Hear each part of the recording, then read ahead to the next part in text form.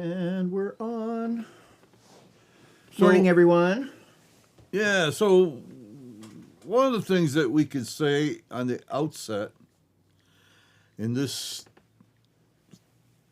chapter that we're doing about spiritual leadership versus physical leadership, I'm going to make a few points about them, but maybe if you're a leader,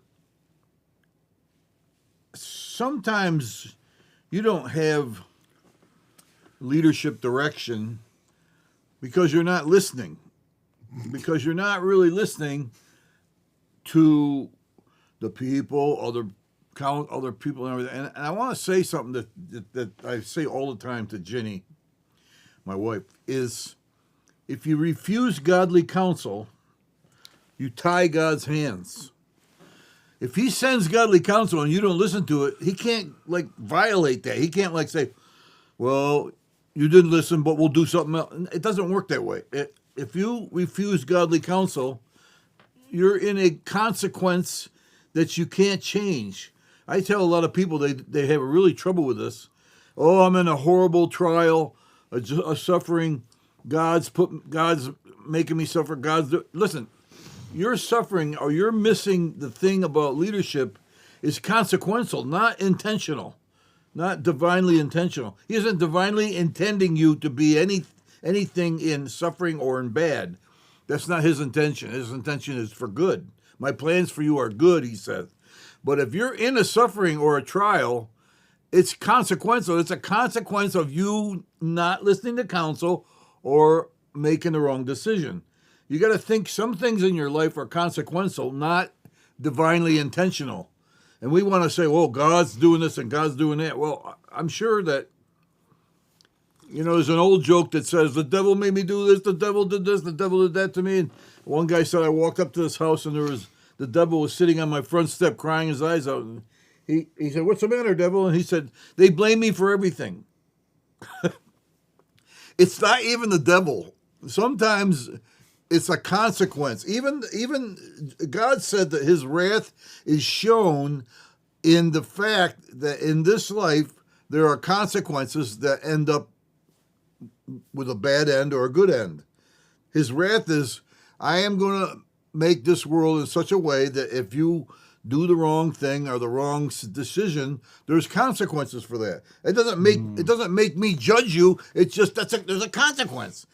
If you if you have sex with a girl, you're going to have pregnant. That's the consequence. God can't jump in and say, "I'm sorry, we're going to stop that consequence." That's not how it works. He put that into play, so we can take a consequence and blame ourselves and look at ourselves and make changes. But most of the stuff that's bad that happens to people are not divinely intentional. He's not saying he says in wherever places, my plans for you are good. He's a good God. His intention is good stuff. And Satan meant it for evil, but God meant it for good. Those are the scriptures that tell us, even Romans 8, that he's divinely, intentionally good and intentionally good for you. But we have consequences, and then we blame the devil, or we say God did it. Or if I had a car accident, which I've had, and I got ordained in a wheelchair, in my ordination service, I was in a wheelchair after a week in the hospital. That God, to say that God did that causes all kinds of problems of how to figure it out. Mm. What God did was he spared me in that accident, and he was undertaking for me in a real way, and got me to be ordained. Those are the good parts. We want to say the bad parts. God did this and God did that. Well, it's not. It's consequential. You did certain things that caused that consequence. I mean, well, and there's some things. Yeah, what a funny topic. I feel like. Yeah, but I wanted to get that before I talk about this leadership thing. But oh, you wanted this? You're just setting up context here. I'm setting up a little context. Yeah. Oh. Only because I'll send you back on. Only because physical leadership I see where you're going. is about performance, and if you don't perform or do something in a certain way, then you're going to deal with physical leadership. But spiritual leadership is concerned with who you are, not what you're doing. A true spiritual leader is acting in a way that will be consequential to your being better. It's interesting. Like a spiritual leader for me, who is a mentor, is more concerned about who I am and the way than what I do. I mean, if I bumped into him, I haven't seen him in years, and hey, you know what? In the last year, I did this and this and this and this and this. He would say, yeah. So how are you doing? He would be more concerned about who I am and where I'm at in my head and that kind of stuff, or in my heart. So the reason why I say that is leadership is consequential if it's not followed, it's consequential. There's a consequence for okay leadership, and there's a consequence for rebuking or coming against disobeying leadership. It's consequential. It's not God judging you. You know, I didn't listen to the pastor and God dealt with me. Well, yeah, but you didn't listen. I used to say this all the time. You don't take godly counsel, you tie God's hand. God's going to say, well, if you're going to go that way, you got to pay the consequences.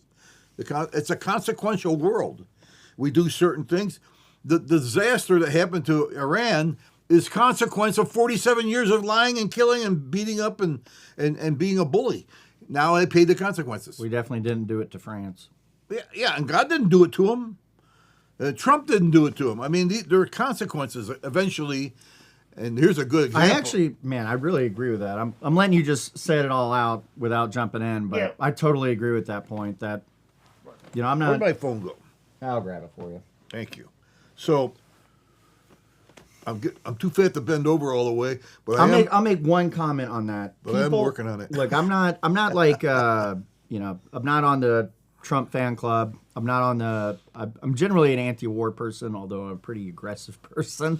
But on that in particular, there's a lot of people that don't understand that Trump is the embodiment of the people who have put him in place, and the nature of why Trump is the way. I bet you probably 20, 30 years ago, if Trump was president, he'd just be totally different. He'd probably be more like Bill Clinton, where he's just kind of hanging out and just going, oh, everything's all great. Everybody's, he was a social dude.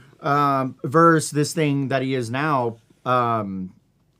People are like totally done with A, B, and C, and D. And this is one of them. Like the Iran thing, and he made like a quick speech about one of his, he's talking to the news or something. And he made this comment that, whether it's true or not, I have no idea. But that other former presidents were like, "Oh, we should have did this sooner." Well, yes, but to your point, it hadn't received a boiling point where it's like, "Okay, we're done. We're done with this. Like, we're done with this thing where you think that, like, yeah, you've got that because like we're just done here." And that's exactly what has happened. And a lot of people can't appreciate that. I think but that's really what it is. Where it's like, do you understand? Like, we've gone all this time, and this exists a lot in leadership. And I would say this is actually a very poor leadership thing by America, that it has taken this long to get to the point where they have done a lot of these things. And the same thing with Venezuela. Again, not on the bandwagon, but I'm just keeping my mouth shut on these topics, going, you know what, whatever, because I can see this exact thing that you're talking about, where it's like, look, I get we all have kind of like these, quite bluntly, humanly created values on certain things, like certain views of like economics and freedom and war and stuff like that. I get that people have these principles that are not really baked in anything. But on the other hand, if you literally have a neighbor, like the purpose of government, according to the American way, the purpose of government is to protect the rights and liberties of its people, period. And if your neighbor is constantly threatening you, bro, the government should go over there and punch your teeth in. That's literally the purpose of the government. Consequence. And so that just is what it is. And so for each of these entities, dude, we've gone a very long time. The number of people that have been killed in the Middle East due to Iran, subversive techniques. And the last comment I'll say on Iran, because I probably know some, but not as much as people might think. they're freaking liars. Like, they are really good. I've watched like their president on talk to Tucker Carlson and a bunch of other people, and they're really good at telling this kind of story of like how Iran has been, put in like this kind of victim place, and like we're a peaceful people and all this. Like, bro, you're not peaceful. You're like, this is straight up propaganda. You are literally sending kill drones around the world. Your two exports in the world are missiles and drones, probably in reverse order. Yeah. It's the most absurd statement of all time, and yet people do believe that. Anyways, I'm turning back to you, John. Sorry. Yeah, no, I agree. That's right. And again, I'm still saying consequential, but I want to get across on the leadership aspect about it to say that there are consequences for not having a leader and not listening to a leader. If you're going to be, no man is an island to himself. If you're going to go off and do your own thing and have nothing to do with anybody else, that's good, but you're going to end up in some certain consequence because you chose to do that. Yeah. God provided order and leadership for his sheep. That's what shepherds are for. You know what I mean? As far as in the vernacular of sheep, leaders are meant to be here, meant to be by God for law and order and for direction and that kind of thing. And if you don't listen to it, the spiritual leadership, you will fail. You will bump into a consequence. Now, physical leadership's a different story. They have certain things they want to say. We talked about organization as opposed to organism. Organizational physical leadership is in this. Somebody's got to be the boss. So the buck stops here. Somebody has to make decisions for the move of whatever it is, business-wise or the church. That's physical leadership. And sometimes you can't listen to it because they don't know what they're doing. And it's obvious. But spiritual leadership is a little different. Spiritual leadership is a kind of thing that God provides for you to be different. It isn't just to perform. We have this locked-in mentality that I'm in this church to end up being in this kind of performance. No. That's a nice thing. You can perform well here and there, but the consequence really that God is after is you being different. It's who you are that he's after, not what you do. And it's the same with salvation. What we do is we can't earn this by our performance. And it's really hard because we're performance oriented. And we only see that. But God looks on the heart, not the outward appearance. And if you're outwardly looking spiritual, looking great, and I have a father-in-law, mother-in-law years gone by that both gone now, but they were good Christian American people. They were it was hard to find a flaw in their attitude and their work ethic, etc. But the problem was they were the same person from teenagers on up till they died in their 90s. They never changed. They never got good spiritual leadership or mentorism, if you want to say that, to help them be a different person. They were always the same person, same instinct. And I'm just trying to get that across. So if I jump over this other judgment thing, God finally, judgment fell on Hitler. And I'm saying, no. We want to curse him, judge him, and throw him in hell because of what he did. He deserved it. I get that. But it wasn't God. God was still intending to do good for him. We just can't accept that. You can't do good for that bad guy. You have to do good for the good guys. Oh, really? So it's based on performance, right? Yeah. If he performs good, then God likes him. I got news for you. I don't perform good. I do not perform very good at all. But my heart is pliable to hear what he's saying, to be a better person. And the changes I've gone through is due to spiritual leadership, spiritual influence, spiritual mentorism, spiritual truths. And we got to separate the understanding.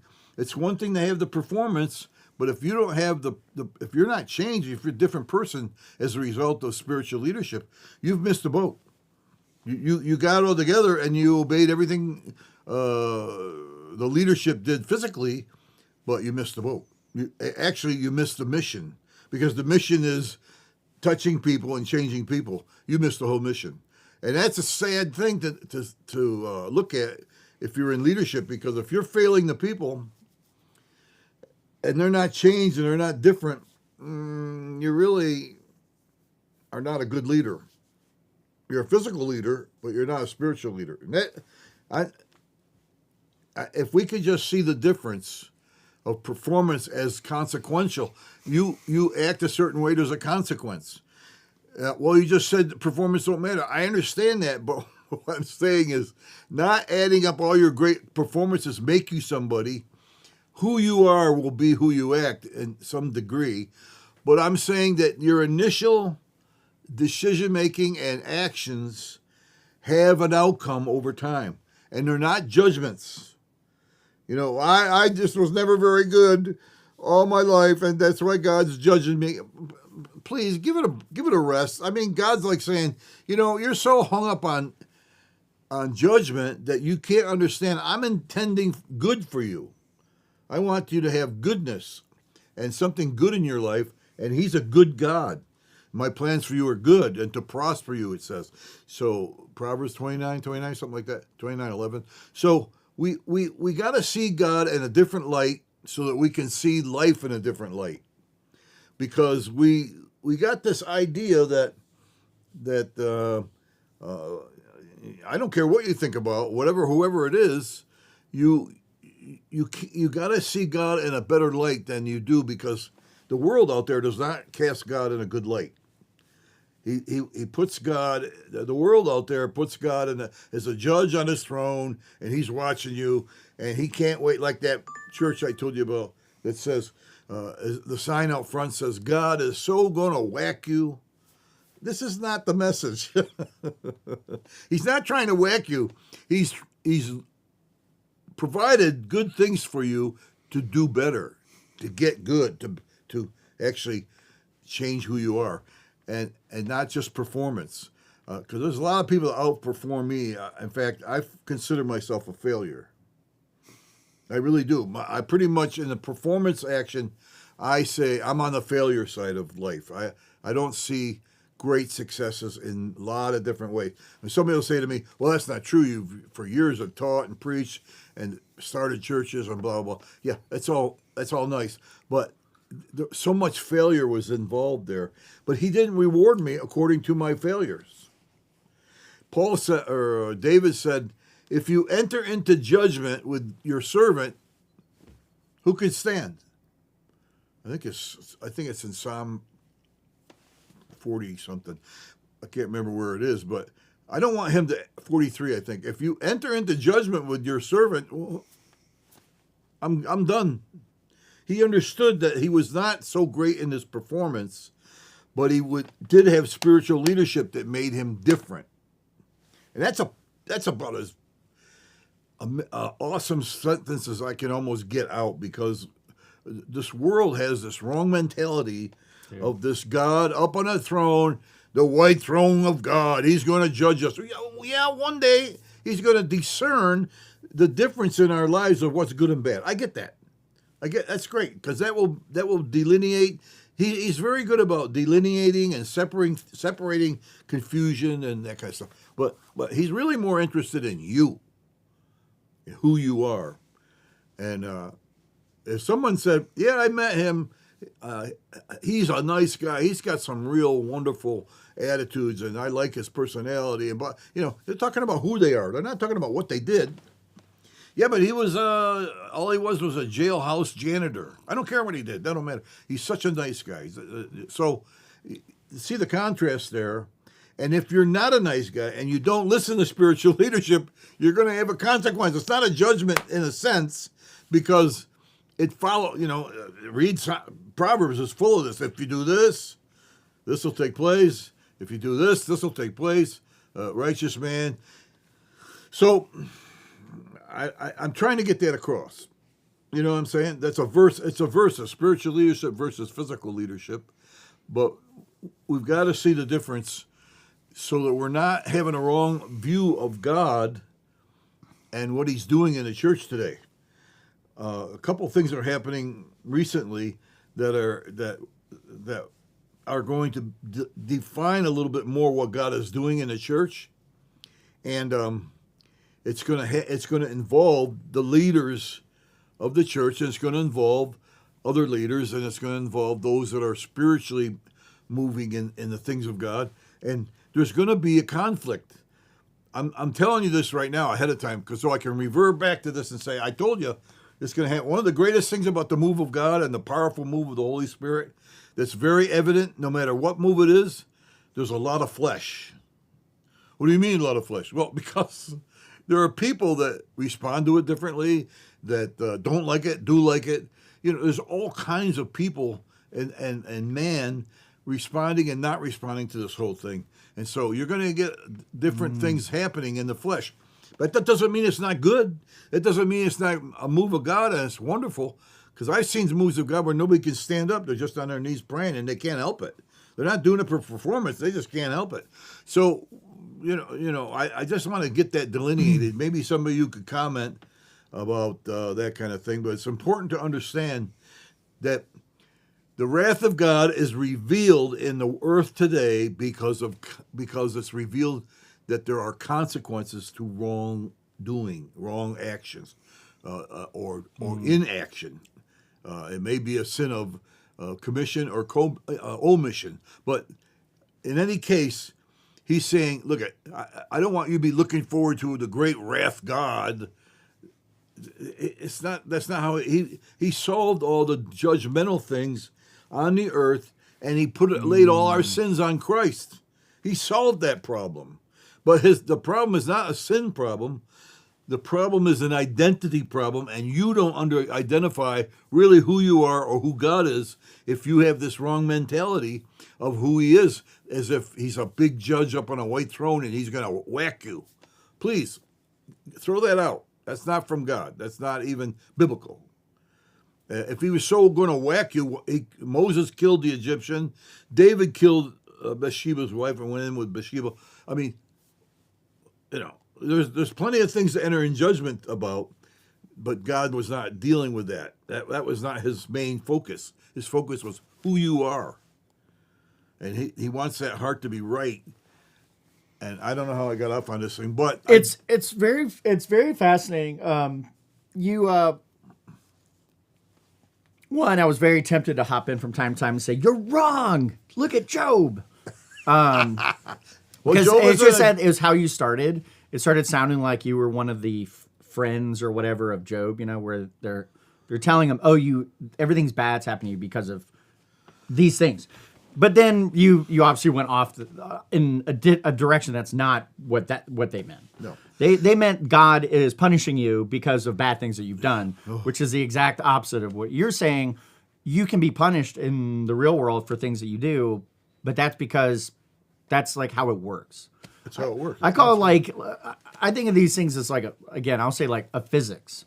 And so Proverbs feels like kind of even like a translation in that, where it's like, yeah, there's kind of a physical thing there, like Proverbs 6:34, the jealousy enrages a man, and no, he will not spare the day in the day of vengeance.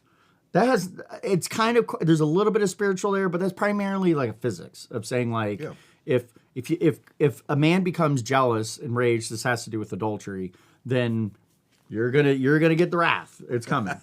Well, Job was different though. Job and Paul got the affliction that everybody has different opinions of what that affliction was, and he couldn't get rid of it, and God said, "No, my grace is sufficient for you." Why did God say, "My grace is sufficient for you that has a very bad, evil spirit"? Because God's dealing in grace. And with Job, he let Job go through that. really, Job was minding his own business. Satan come up to God and say, "Hey, we consider your servant Job." Yeah. Blah, blah, blah. And then, if God never said nothing, nothing would have happened. But God said, "Well, he's a righteous guy. What do you want to do?" He wants to do evil to Job. He said, "Okay, do what you got to do, but you can't kill him." And so, there was a God permitting something for his good. Yeah. He ended up being double blessed. It was all for Job's good, even though it was God that was in control of that or in charge of that. And so I would go even further than that. The purpose of Job is not Job, and that event wasn't about them. It's actually for us to ward against those friends. Oh. The whole thing about that is about the friends, and the friends represent. That lesson is really they represent how the world to include. There's a lot of spirituality wrapped in that, right? So there's a lot of like God's doing this to you, those kinds of things. That entirety is baked into normal human thinking. My kids think like this, like in the sense that they have just naturally come to the conclusion that it must be because of this, and it's like, well, that's what taking like very natural consequences are. And then you're trying to make sense of this. And so you're mapping it. And so, it must be the case that is because that's how that works out in the real world. Obviously it is different. Now, my comments on your overall thing, I just thought that Job is a very relevant to this. But when I wrote my leadership book, it's funny, I never split these up because I see leadership as a whole thing. I kind of call it like an anti-science thing in the sense that you're dissecting, right? So you've said, okay, you got performance, which would be like outcomes. That's things like vision and taking action and things like that. And then on the other hand, you're saying, okay, well, there's this other side here, which is more about, I'll call it self-development, but I know it's not quite that. And they're separate. I actually see them as, I'll accept your dissection there. I see them as so integrated that I can't unsee how they're not integrated. For example, I know that you could have, in the space that I'm in, I'm like this wacky tech dude, and I deal with all these like tech engineers and stuff. And I know that just because you have the best tech skills, that doesn't mean you can lead people. And so you can't even achieve the success you want unless you can ameliorate your silliness to get people on board who are even of the same type as you, which is a really interesting phenomena. And so how do you do that? You have to do it through you have to become a different person. And it's funny, the things that you have to become a different person on just so happen to be these biblical principles. This crap is all intertwined. So I actually see it as and I call these trajectories rather than consequences, because to me it feels a little less judgy, and it just says more like, is integrated. Yeah. Hey, if you do these kinds of things, it's going to lead in this direction. And a consequence also sounds singular, whereas a trajectory, you have tons of consequences start to pile on, and it's because of the origin path and the direction you chose. So you go that way, you're going to make it to the ocean. You go that way, you're going to go to the South Pole. You go that way, go to the North Pole. But you're going to go through all those different countries and different barriers. If you go that way, you go that way, there's a mountain, there's that way. If you go those ways, there's not mountains. So you see what I'm saying? And all these things kind of pile up on it. The reality is leading anything to include, let's just say, I believe the performative components, I think it is crucial, if not entirely the case, that you have to be that bigger person and adopt things. And in my book, specifically, I called it like you have to lead yourself. And leading yourself, you can't do performative things in order to lead yourself, because yourself will never lie. You'll never lie. It is the biggest critic ever on yourself, going like, you're a lazy bum because you didn't get up so early. Even though you worked 18 hours, you're a lazy bum. So it's the worst. It's the worst critic ever. I say that all the time, every morning. So, what to yourself? Yeah. So and I really dug into it. And so kind of the main meat of that part of the book is I use like the Marine Corps like leadership principles, which I think actually originally came from the Army in like the early 20th century. Doesn't really matter. And they beat them in your head and you have to memorize them all. And the principles and the traits. And so there's things like selfishness and decisiveness and stuff. So you have to be like courage and things like that. And what these end up being, they are the things that influence people whether you intend them to or not. Absolutely. And so if you are lacking in courage, but you're like a super technical person, people ain't gonna follow you. Yeah. And so and you may not even follow yourself. So you maybe set out a vision, but you're not willing to step out on it because any number of these traits are so lacking. I see them as like an anti-influence.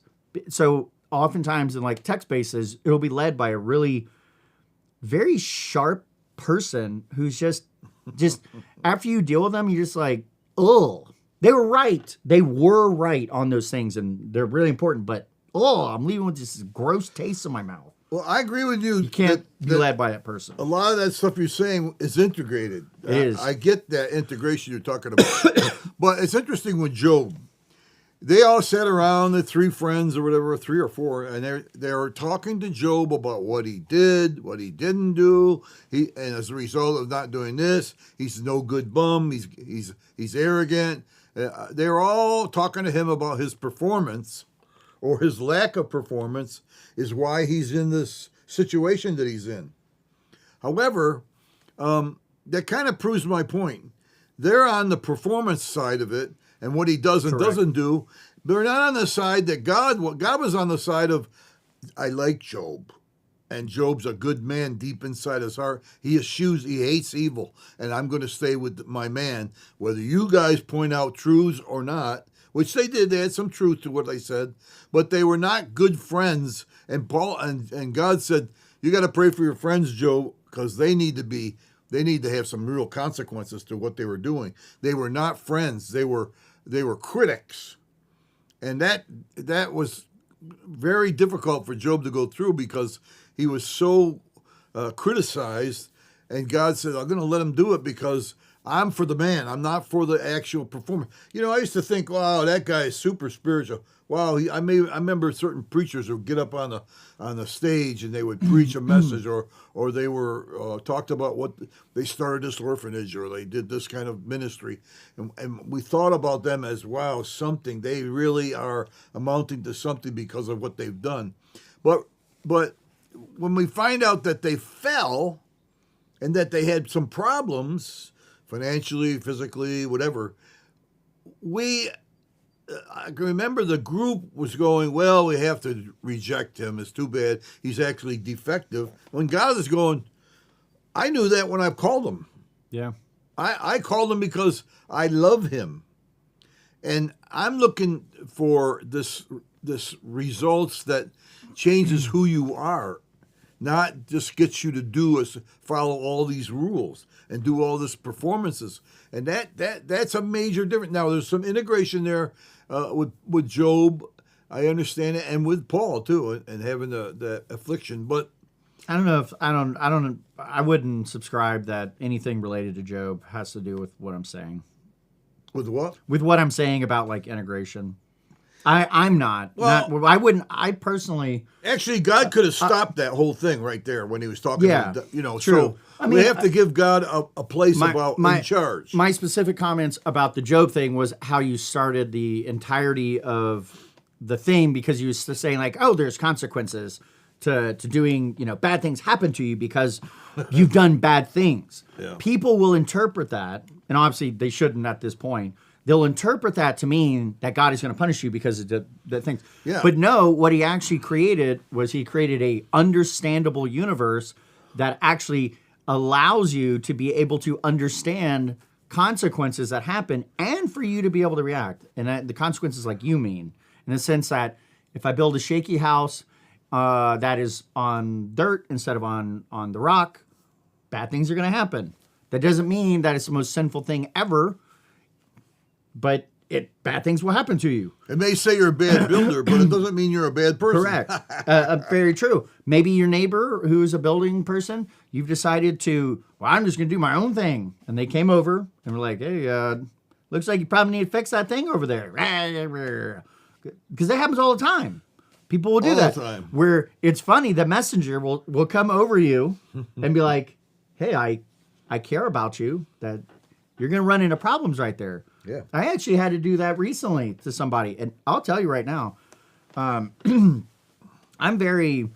probably wait too long and I'm too timid and I probably lack a bunch of courage on these things and I should tell people sooner.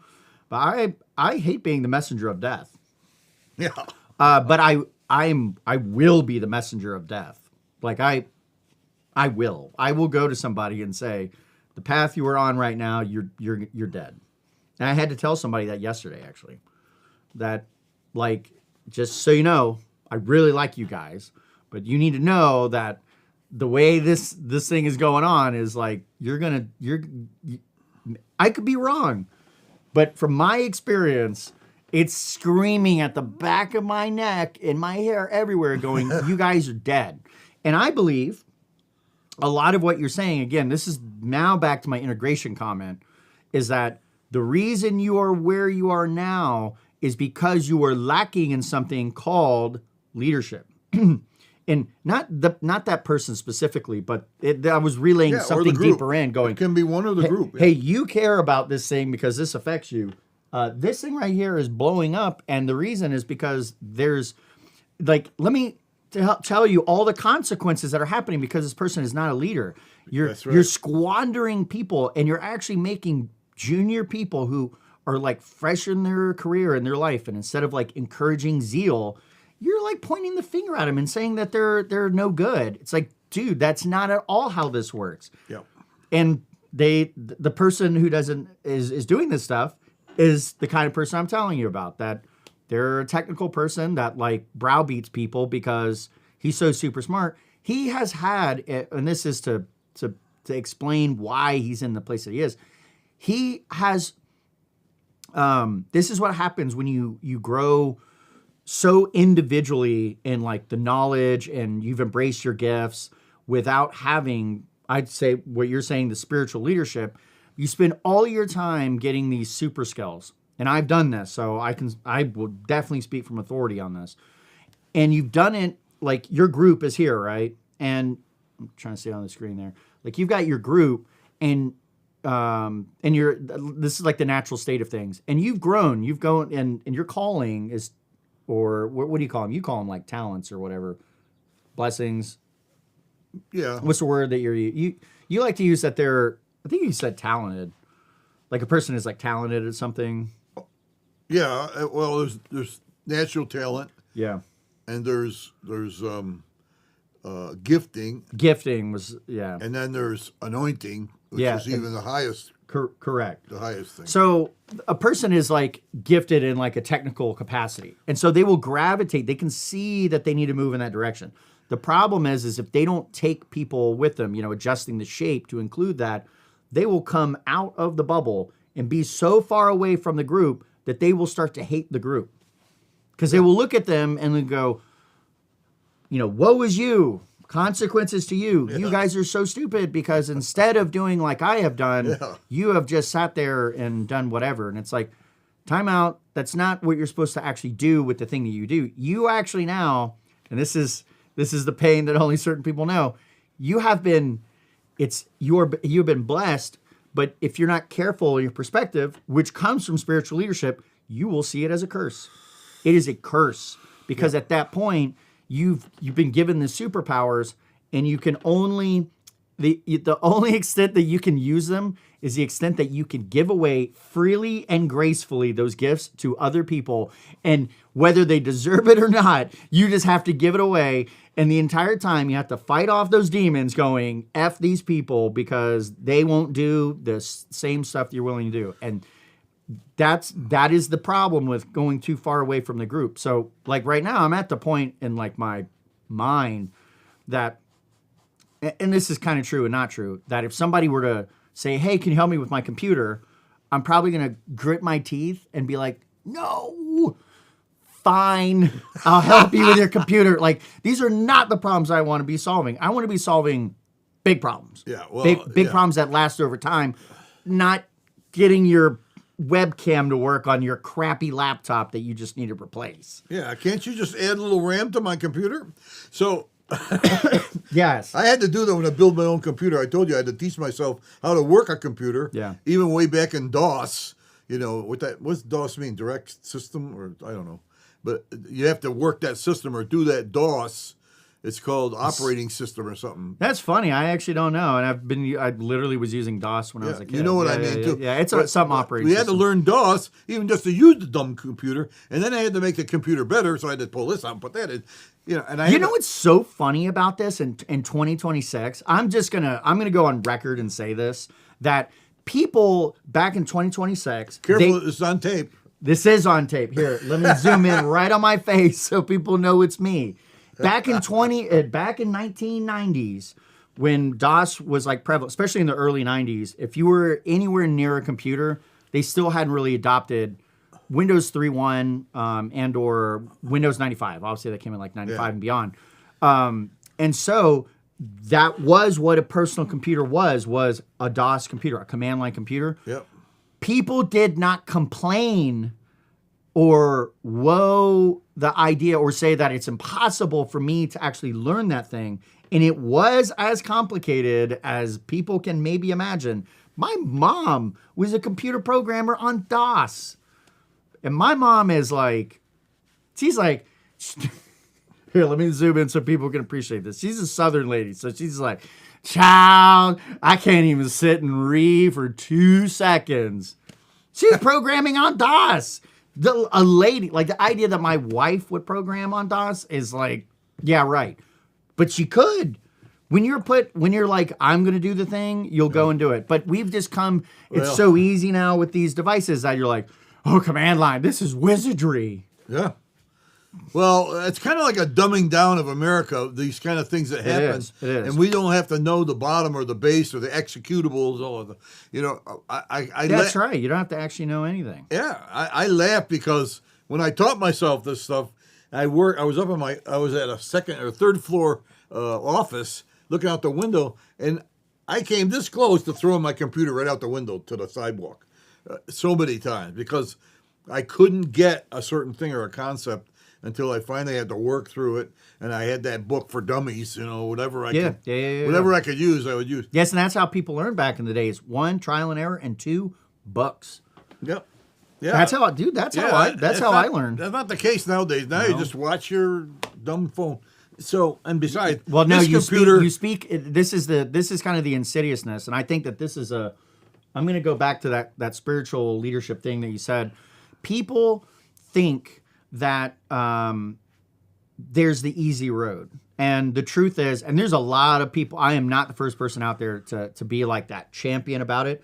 There is no easy road.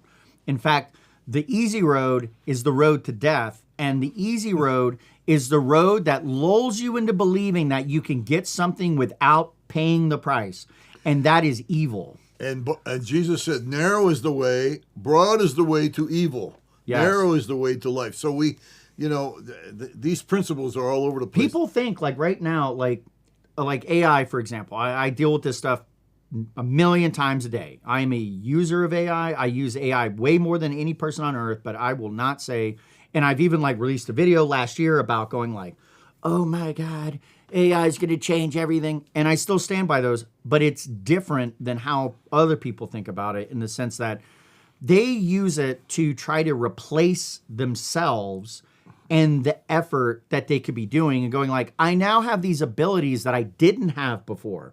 So in other words, I can't program, but now I can program. That is not true. Here's another one, which most people aren't using it for programming, but there's a lot of people who, like literally I'm in a project right now where the origin of the project is by a person who cannot program and is not going to learn and is going to just have AI do it and him just kind of manage it. And it's disastrous. But people will do the same thing for like research. Oh, I can't research. I don't know how to research. So I'll just ask AI to do it.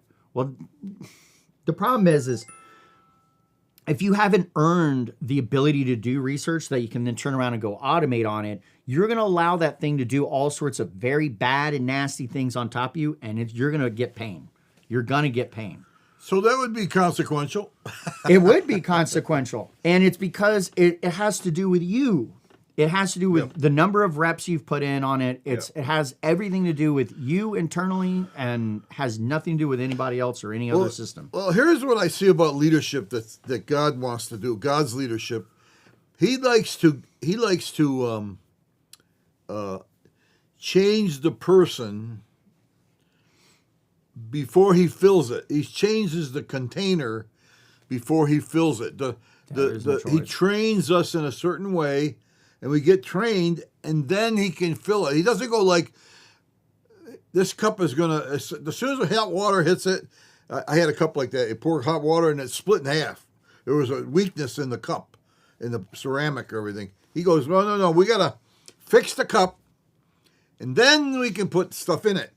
And we have to understand that some of the stuff that we're going through, and I think there's a God factor in that, training us, because he intends for good. He's trying to bring us to a place of who we are, not what we do. Because if who we are is real strong, then he can put stuff in it. That's right. He can fill it up. And we don't train these guys, like you're talking about this guy in your business. Yeah. They're not trained, and so you give them the lead or the tiny boss that they're going to be in their scope, and they're not trained, and so AI comes in and goes, "I'll be your savior," and they rely on that AI, and they're not trained, and so they don't get the results they need to get. And so that's what I'm after. That's what I'm talking about. Spiritual leadership is concerned about who you are, not what you're doing. John, what you are doing. We got to get away from, and if you're doing the right thing along the way, then the spiritual leadership will not only help you but fill you with good stuff. But I'm actually going to go there. This is like the level of integration. I think you've hit a point that is like, man, I feel like I really need to put a pin on it. That picture of a glass and filling it, like a problem you have in your life, it might be like it requires a jug and you're a glass. You cannot solve the problem until you've become a jug. No. So because there's this much liquid that needs to go into it. And the reality is a lot of people like, no, I'm just going to stay this glass, and you start pouring it in, and somebody's wise comes by like, you might want to fix that. You might want to widen up because the water's coming in there. Yeah. And well, we want to fix things with a glue that won't hold. And when they broke jars and stuff way back, they fixed it with gold. Actually, liquid gold would adhere to the porcelain and to the cracked piece. And so you would see lines of gold on this new vase, but it was fixed in such a way that it could take the hot water. It could take whatever you fill it with because it was fixed right. But AI is kind of like the wrong glue for that cup, and you put stuff in it and it falls apart. So my last comment on the integration, because I just want to get like the one point. I don't think I've got it exactly right, but I now see the path to getting it. Is I believe that the consequence, the acting part, is actually the secondary thing after the spiritual one. I see, and a lot of people, they have it reversed. So if I do the good things or whatever, then I will become good. It's like, no, you actually have to work on becoming good, I mean that in a very not literal sense. Yeah. You have to get good so that you can do the thing. It's not, it does not work the other way around. And for some people, they just naturally get this. Other people, they really do need this kind of teaching of like, hey, like, you can't, it's the cart before the horse problem. Yep. The horse would be the good thing, and then the cart, which is the results, getting the results come from the thing. And so what you train there, this is, people would call this like self-help and mindset and spiritual. It's in that realm. It's not in this realm.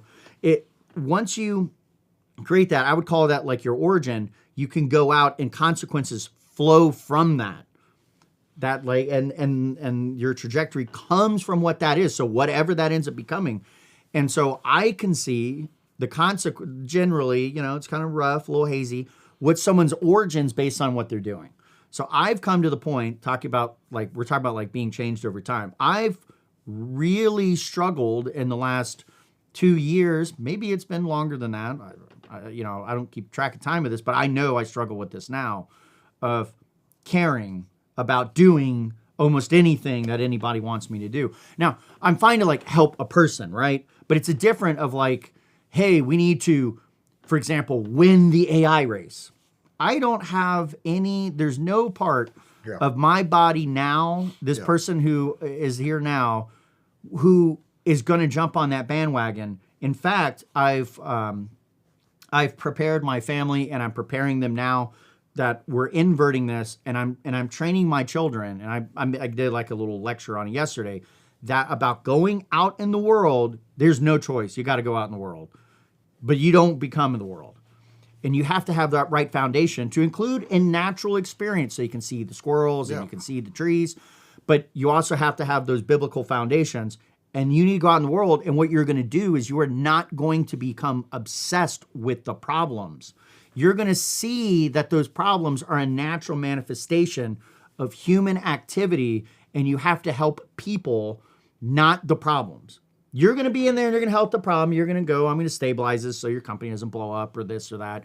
But you're going to what's going to happen is by having that foundation, that origin, that spiritual leadership, you are not going to try to solve the wrong problems. And you're going to see that the people are the way to win. So when I go into things now, I look at it and go, why do I even care? Like, because I ask this question all the time now. So I'm like, I don't care about this problem. I don't even care if we succeed. And that doesn't mean that I don't want to win. I'm a person who's thirsty on win, but I don't care about that. So what if I were to care about these things? I'm like, I care about having a relationship with these people and these people like growing and being better. I don't care about any of this crap. That's not even like winning. You can't even, how do you measure a stick that? Well, that is a difference in who I've literally become because of investments in spiritual leadership. Yeah, I mean, it's an age-old problem because I remember the comment that this girl made, why doesn't he give me this or that? Doesn't he love me? And the person who is wise said to her, he doesn't give it to you because he loves you. Yeah.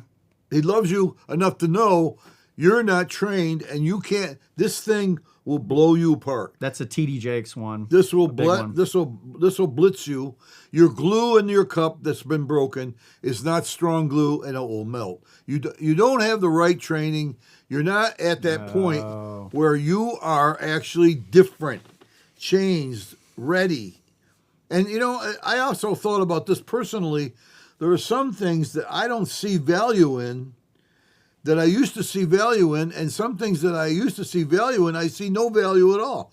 I mean, there's so many people. I mean, the changes in me are the changes of my values, because there's certain things I value, like we used to talk. Ginny and I talk about: do we value the argument and what we're trying to accomplish, or we value just winning the argument? You can win the argument and lose the wife. You can win an argument and lose the war. You can win a battle, lose the war. We have to beat and win the battles in order for us to win the war. And that's very difficult. We don't want that. I don't want that. But as I get older, certain things that I valued, I now devalue. Oh, we have to do this and we have to do that. And I'll go, over these years, I realized, no, we don't. We don't have to do that. But we do have to get these values. We do have to get these things that are more important. And then people go, oh, no, we don't need that. That'll hinder us and slow us down. Yeah, that's what you need to be, slowed down a little bit so you can see the things that are valuable. What do I really think is most important? And then go toward them. So the changes, the training, the difference that God is after is devaluing some of the things that we valued so much, like winning the baseball game. What was more fun was just watching my grandson play ball. I don't care if the team won or not. Yeah, for sure. You see, the values change. And before, we got to win this, we got to win it. Now we're like, I don't care if we win or not. Yeah, for what? For what reason? Like, so what? So it's funny you say that. So my kids just did volleyball. Certainly, I want them to have experience winning for sure, but I love the idea of them losing. And the reason is because then they get to learn. Because that's like the most classic. You don't learn on your wins. You're just like, yeah, that's because we're the best. And it's like, Yeah, you played like crap and you won. You should have wished that you lost. You want to win when you're against like a formidable opponent, and then you get rewarded for the practice and the play. But if you go up and you slump around and you win, dude, that's not the time that. Yeah. By the way, we got Dennis making some comments. If you want to read them. Our good friend Dennis, identity, that's right, believing the word transformed. To hear the Spirit, he directs. Amen. So, yeah, we are actually coming to a conclusion that it's great to do everything that the physical leader says to do. Join the group, be in church, do this, do all those physical things. But what is the spiritual thing he's saying? What is the thing that helps change my heart and touch my heart and makes me a better person? The spiritual leadership is more concerned with who you are, not what you do. But yet we fall into this trap. Well, he did all these things right, so he must be great. We fall back on the reality of our performances, and that we think they're great. But I got news for you. My performances are not good. Most of my performance, I don't perform well as far as I'm concerned in God, in church, I'm not proud of my performances or by any means, but I do know that I'm changing, and that I'm going through changes, and that makes me a better person, and that's more important, and that technically is, like Dennis mentioned to us, identity. We don't have to deal with the sin problem. We got to deal with the identity problem. Yeah, I totally agree there. I totally And that's agree. such a big deal for people to, whoever is listening, besides Dennis, he knows this, is that you have got to get a hold of your identity, because your sin problem has already been taken care of. And we get focused on the failure and on the bad, and Job's comforters were talking about the bad, and Paul was complaining about the thorn in his flesh, and God said, my grace is sufficient. Don't look at that. We're going on to other things, better things, bigger things. And that was the focus that we need to have. Isn't that so true? That's so funny, because, of course, sin is the thing that's going to be like, look at me all the time. How bad? It's all bad. It's like, bro, you can't just look at what's bad going on. And that's I was thinking earlier about like the term perspective. That you can see one thing and you see it another way, but then if you have a different kind of base, you'll see it a different way. You'll see like a curse versus a blessing, and then that is entirely perspective oriented. Well, I'm going to be honest with you and tell you another reason why I'm talking about this, and I'm going to lie to you at the same time. Okay, so here's the lie. I was a bad boy this week. If you knew, you would say, "Ooh, you are a bad boy," but and that really knocked me down, made me bad. I felt like a failure again, and I'm only a failure. But then I go to talk to God about this, and he's on a different topic. Yeah. He's on a topic of, hey, I'm doing this in your life in order to bring this about. And I'm doing this in order to bring, my intention for you is good and to prosper you. And you're talking about, you're in the basement digging holes, and we're trying to be on the ladder going up toward God. So we have a wrong perspective. And when we talk to God about it, like one guy I heard say, I'm going to go to the Father and tell on you, and I say, well, actually, I get to go to the Father. That's probably a good place to go. He never condemns his children. He doesn't throw his children out because they messed up, or they colored on the walls with crayon. throw that bum out. No. We're a little bit more about more important things than just how well you performed and your performances. And that helps me. The reason why I'm saying this, it helps me refocus and focus on God and what he's after, not on my failures. Now, my failures are real. If you want to hear them, I'll tell you my failures, which I would be so embarrassed to tell you. I mean, I swore. I swore in the worst place. No, but and we condemn ourselves. Yeah, I for sure. I condemn myself so easily. But we're not therefore he is in Christ. There's no condemnation. And so we fail to see that, and so we fail to progress. And God is saying, you need to get a better vision of who I am, because I'm not on that topic. You're on your sin, but I'm on your identity and who you are. Ooh, that's heavy. How do we get there? That makes sense. You said spiritual and physical leadership. It makes sense. It made all sense to me. We stayed, and hey, if like first time ever, we've like stayed on the topic too. By the way, I don't think we actually ventured off. I think it's because you started with such a solid topic, which is this performance, spiritual. Like it's such a strong topic, and yeah, I mean, I could go on and on about this because, again, if it's I consider it the origin of everything. Everything comes about in its own way, so long as you have the origin right. The Lord help us. Well, cool. Well, Dennis, thanks for the comments as always. Anybody else always send comments? Yes. We love to see them. And I guess we'll see you next Saturday. Lord willing, and the creek don't rise. Well, if it does, it'll hurt them, not me. You're in a good spot here. Yes, unless it does, and then it did really come anytime, up. everywhere I've lived, it's like if the creek gets to where my house is, you better batten down the hatches because it's bad across the world. Yeah, you're in trouble. All right, we'll see you guys. Amen.